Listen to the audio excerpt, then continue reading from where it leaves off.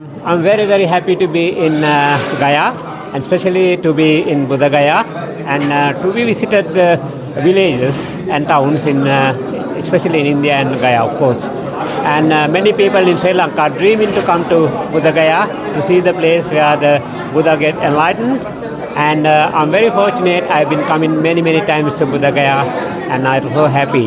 And I feel very much lifted my life, and I'm very happy. And see the place where the enlightenment took place. The human became enlightened. That's of course that means where the Prince Siddhartha he came to Buddha Gaya, and he became the Siddhartha Gautama the Buddha. That means Siddhartha gone, the Buddha came. So it's a very important place, and I'm very happy to be in Buddha Gaya and surrounding, and I love this place. And I remember my mother came 25 years ago, and she was so impressed and so happy about visiting Buddha Gaya. And I feel so blessed to be in the land of the Buddha, and I'm so happy about this. My visit to India, and I love to come again and again. Yeah. My name is Dhammachari Jinasena, and I'm from Sri Lanka, and my life is to practice the Dharma, to make my life spiritual, and my ultimate aim to understand the true nature of the life. That means to understand the Buddhahood. Sri Lanka. Yeah. Thank you very much. आज के कार्यक्रम के बारे में बताएं हम आप रमाबाई अम्बेडकर के गुणात्मक जीवन की कहानी के बारे में चर्चा करें। इसमें क्या कहना है? जय भीम, नमो बुद्धाय। यहाँ ये बुद्ध भूमि में आके बहुत आनंद मिला मुझे, और मुझे ऐसा लगता है कि पहली बार रमाई की जीवन कहानी जो है वो यहाँ पे सुनी है लोगों ने, और मुझे भी बताने का यहाँ पे अवसर मिला है।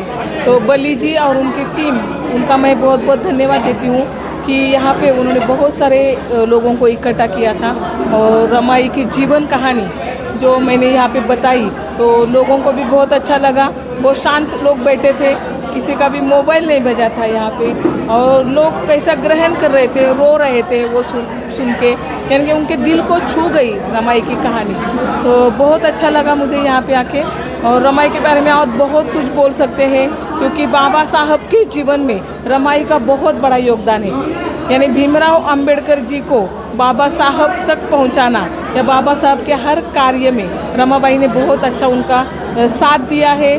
बहुत अच्छी तरह से उनके परिवार को उन्होंने अच्छा योगदान दिया है, और ये इसका कोई भी मोल नहीं है, इसका कोई मोल नहीं कर सकते हम लोग। ये अनमोल ऐसी चीज़ है, और मैं बहुत प्राउड फील करती हूँ कि वो मेरी माता जी है।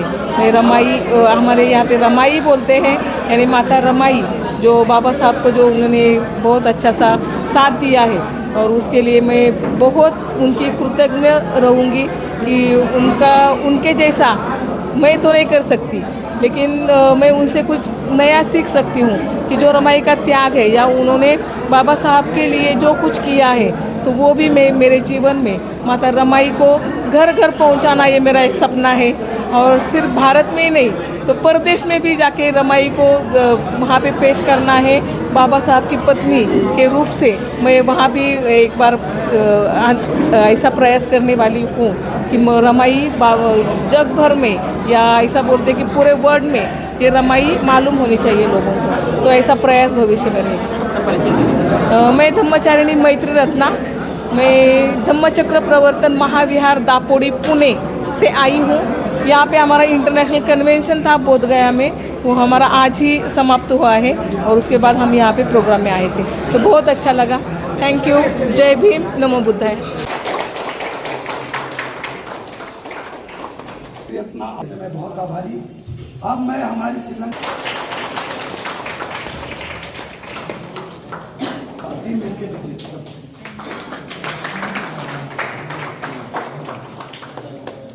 इनको कहूँगा उन्हें भी एक छोटा सा गिफ्ट दे।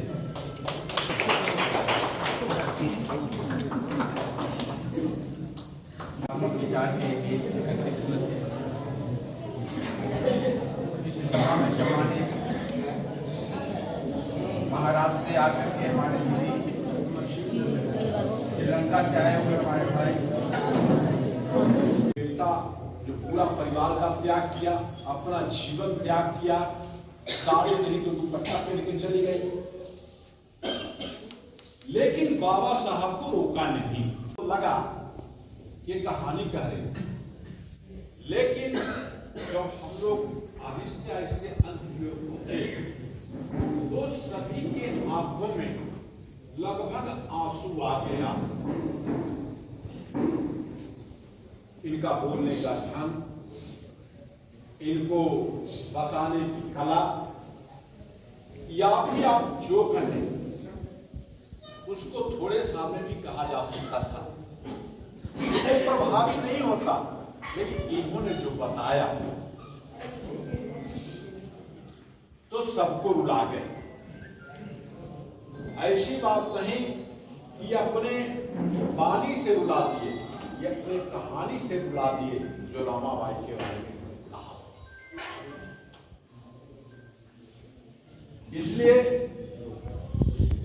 जरा जानकारी देने आए विज्ञापन और जो हमारे इस क्षेत्र के साथ कुछ जानने के लिए या इस विचारधारा के पक्ष में खड़ा होने के लिए यहाँ अपना समय दिया, उनका भी हम बहुत बहुत आभार व्यक्त करते हैं। और खास करके जो यहाँ श्रोता बैठे हुए हैं, जो महिलाएं हैं, जो हमारी बेटियां और बहनें हैं, ये लोग